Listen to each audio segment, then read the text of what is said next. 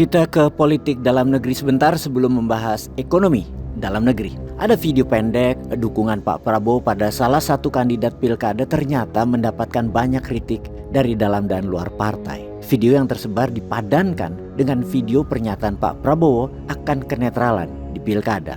Hal ini dikhawatirkan akan merusak kredibilitas dan integritas Pak Prabowo sebagai presiden milik rakyat. Kemudian sebagai langkah korektif, Presiden Prabowo menginstruksikan semua bentuk bansos ditunda pelaksanaannya sampai selesainya pilkada. Keputusan ini mengejutkan tim ses para kandidat Kin Plus karena endorsement diharapkan diikuti dengan distribusi bansos dan pelibatan institusi negara dalam pemenangan. Tanpa bansos dikhawatirkan banyak kandidat pilkada dari Kin Plus akan sulit menang. Namun Pak Prabowo sudah menunjukkan sisi kenegarawanannya dengan keputusan netral tersebut. Kemudian ada keputusan MK yang mengabulkan permohonan nomor 136/PPU 22 tahun 2024 menyebabkan anggota TNI Polri yang terlibat dan berpihak dalam pilkada bisa dipidana penjara.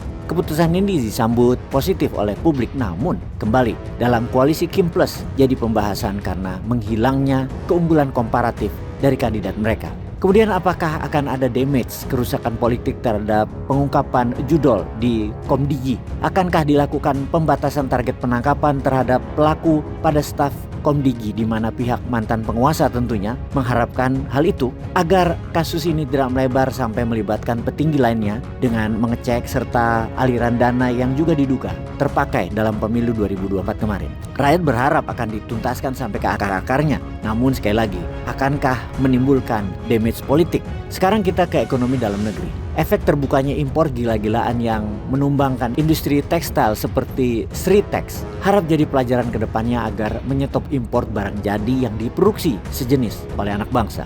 Ini semua untuk mengatasi hancurnya harga produk lokal dan meningkatnya pengangguran karena perilaku mafia impor mempergunakan aturan perdagangan regional yang menguntungkan mereka. Apapun itu, kita menjadi paham bahwa banyak target Jokowi selama jadi presiden itu tidak tercapai. Seperti data yang diberikan oleh Menteri Perencanaan Pembangunan Nasional dan Kepala Bappenas Rahmat Pambudi. Rahmat memaparkan dari 16 indikator, 11 indikator diperkirakan tidak tercapai. 3 indikator diperkirakan tercapai dan 2 indikator sudah tercapai. Ada 4 indikator di sektor perekonomian yang tidak tercapai, yaitu pertumbuhan ekonomi, pertumbuhan investasi, share industri pengelolaan, dan tingkat pengangguran terbuka. Selanjutnya untuk indikator kesejahteraan sosial yang terdiri dari tingkat kemiskinan, rasio Gini, indeks pembangunan manusia, serta nilai tukar petani sebagian besar diperkirakan tidak tercapai.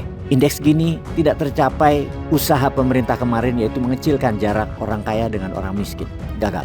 Mengenai ketersediaan energi dengan basis impor diperkirakan tercapai. Ketersediaan beras diperkirakan tidak tercapai walaupun sudah impor gila-gilaan. Kedepan, tanpa perubahan strategi pembangunan, ekonomi Indonesia stagnan.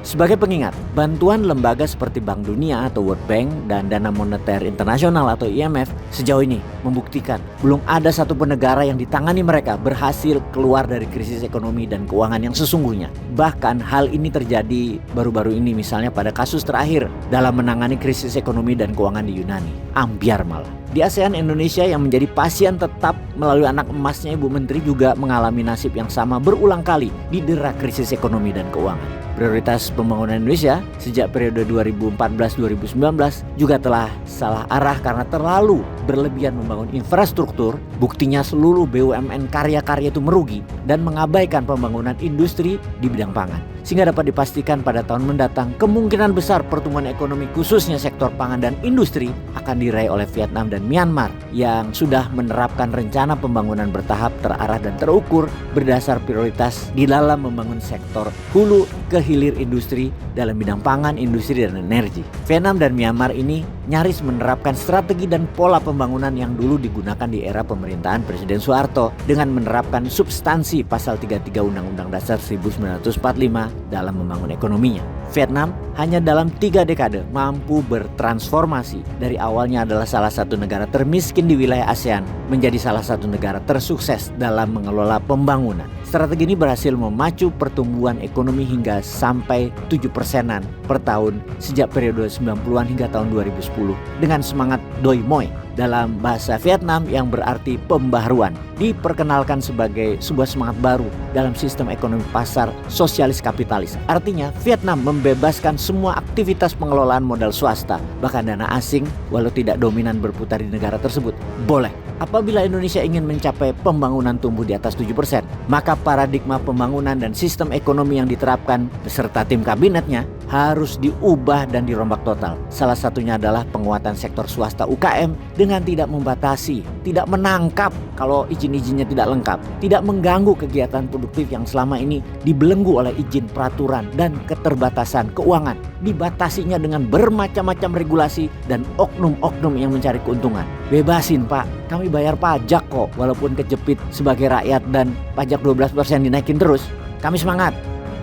Peace.